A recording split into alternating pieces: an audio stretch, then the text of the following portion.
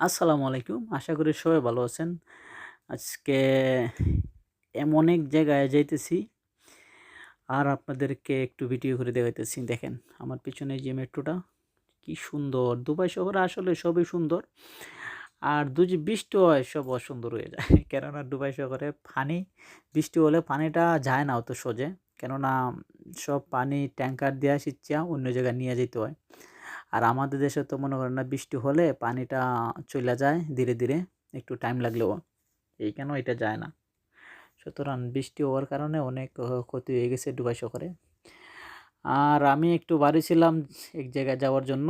যাই হোক আলহামদুলিল্লাহ সাকসেস। কেননা এক জায়গায় মেট্রো চেঞ্জ করে এক জায়গায় যাইতে হয়। নাইলে যাওয়া সম্ভব না। অনেক কি হয়ে যায় বৃষ্টির কারণে অনেক সমস্যা হয়ে গেছে মেট্রোর ভিতরেও অলরেডি মেট্রোর ভিতরেও পানি ছিল। আর এইজন্য আমি